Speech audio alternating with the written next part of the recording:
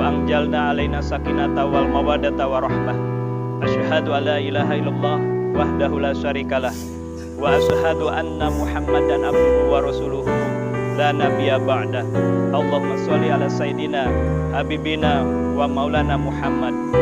Hari ini 17 Agustus tahun 2022, 77 tahun kita merayakan hari ulang tahun kemerdekaan NKRI, Negara Kesatuan Republik Indonesia, yang bertepatan dengan tanggal 19 Muharram 1444 Hijriah. Di ulang tahun ke-77 ini, kami atas nama lembaga ingin menyampaikan, mengingatkan sejarah emas perjuangan umat Islam, para alim ulama, para tokoh bangsa ini, para leluhur kita, darah daging kita.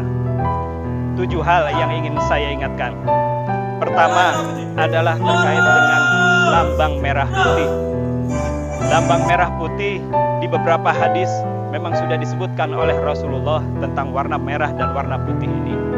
Namun dalam konteks Negara Kesatuan Republik Indonesia adalah seorang ulama yang juga habaib, cucu daripada keturunan Rasulullah asal Yaman, Hadarul Maut, yang terkenal dengan guru tua, seorang pahlawan nasional yang lahir di Yaman dan meninggal di Palu. Beliau adalah Habib Idrus Al-Jufri, yang bandaranya sekarang di Palu terkenal, Sas Al-Jufri. Beliau adik kelas Syekhuna Syekh Hasyim Asy'ari. Pada saat itu beliau bermimpi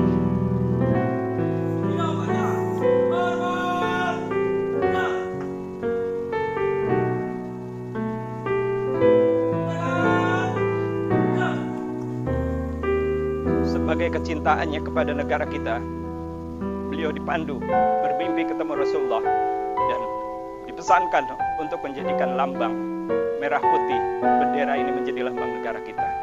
Lantas di Muktamar NU ke-12 di Malang tahun 1937 beliau menyampaikan ke Syekh Hasyim Asy'ari.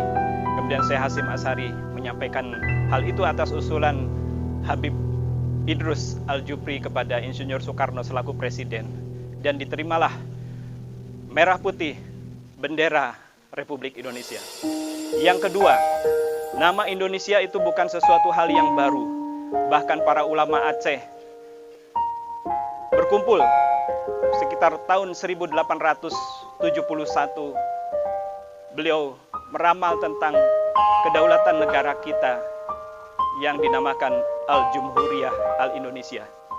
Para generasi muda, wahai penerus, harus paham hal ini. Oleh karenanya, sekali lagi bahwa nama Indonesia ini juga lahir daripada ijtihad para ulama. Itu yang kedua. Pertama, merah putih. Yang kedua, nama Indonesia. Yang ketiga, lambang negara. Burung Garuda pun juga demikian. Yang merancang adalah Sultan Abdul Hamid II dari Pontianak. Berbagai komponen bangsa dari Aceh, dari Pontianak, seluruh Nusantara berhimpun, bersepakat untuk melebur berbagai negara-negara yang ada di Nusantara ini menjadi satu kesatuan. Seorang sultan juga di Sumatera mewakafkan sekian banyak uang untuk menafkahi negara ini, uang emasnya di awal-awal kemerdekaan juga. Itu yang ketiga, burung Garuda. Yang keempat, tentang persiapan kemerdekaan, kita mengenal ada BPUPKI. Di situ ada Kiai Haji Agus Salim, ada Air Baswedan, dan sejumlah kiai-kiai yang terkenal. Wabil khusus untuk PPKI, Panitia Persiapan Kemerdekaan Indonesia, lebih dekat lagi kepada hari kemerdekaan, kita mengenal ada 2 tokoh pimpinan ormas besar di Indonesia.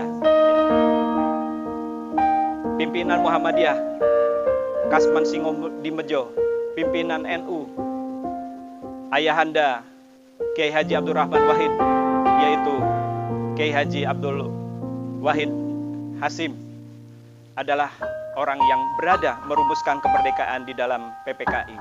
Sekali lagi, ulama-ulama terus mengawal persiapan kemerdekaan. Itu terkait dengan PPKI. Kemudian yang berikutnya, kita tahu bahwa diproklamasikan ke seluruh dunia di sebuah tempat. Di sebuah tempat, bukan di jalan, bukan di gedung. Di Jalan Pegangsaan Timur nomor 56. Sekali lagi, nomor 56, bukan di jalan. Artinya, 56 itu menunjuk kepada sebuah rumah. Rumah Syekh Faraz bin Marta. Beliau adalah pengusaha Muslim keturunan Arab yang mewakafkan rumah itu untuk kemerdekaan kita demi cintanya kepada negara kita. Bahkan yang berikutnya, pada saat menjelang diproklamasikan, yaitu pada tanggal 9 Ramadan, semua saat saum dan teks proklamasi itu diketik pada saat sahur 9 Ramadan hari Jumat tahun 1364 Hijriah.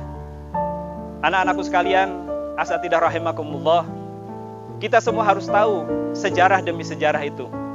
Yang ketujuh, saya ingatkan pula bahwa tidak ada kemerdekaan suatu negara melainkan diakui kedaulatan itu oleh negara sahabat.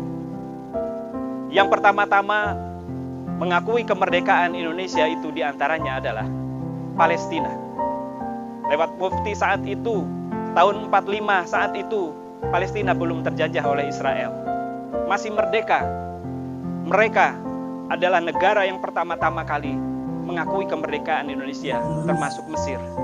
Dan uniknya adalah yang melakukan lobby-lobby kepada negara-negara sahabat di Timur Tengah itu juga seorang ulama yang bernama Kiai Haji Agus Salim. Beliau menemui Syekh Hasan Al-Banna di Mesir dan ulama-ulama yang lainnya untuk mendekatkan kepada pemerintahan-pemerintahan setempat sehingga mendapatkan kedaulatan negara kita diakui oleh negara itu, sehingga sahlah Indonesia menjadi merdeka. Tidak hanya berhenti di situ. Lantas bukti surat kedaulatan dari negara sahabat itu dibawa oleh seorang ulama, seorang pahlawan nasional, kakek daripada gubernur DKI Jakarta. Beliau adalah Abdurrahman Baswedan. Beliau membawa surat itu disembunyikan di bawah atau di dalam kaos kakinya demi untuk mengecoh blokade Hindia Belanda mulai dari Singapura sampai masuk Indonesia, dan akhirnya lolos. Jadilah negara kita diakui. Kalau A.R. Baswedan adalah kakek daripada Anies Baswedan, kemudian juga guru tua itu, yaitu Habib Idrus Al-Jupri, adalah kakek daripada mantan Menteri Sosial Habib Salim Segaf Al-Jupri. Kita berdarah para pejuang, maka kita pun juga harus menjadi tokoh-tokoh besar nasional, bahkan tokoh dunia. Dengan Al-Quran yang kita genggam, bahwa para sahabat Rasulullah sukses menjadikan para sahabat menjadi orang-orang besar. Oleh karena itu, setelah kami menyampaikan 7 sejarah yang harus kita ingat-ingat ini, maka bagaimana selanjutnya kita?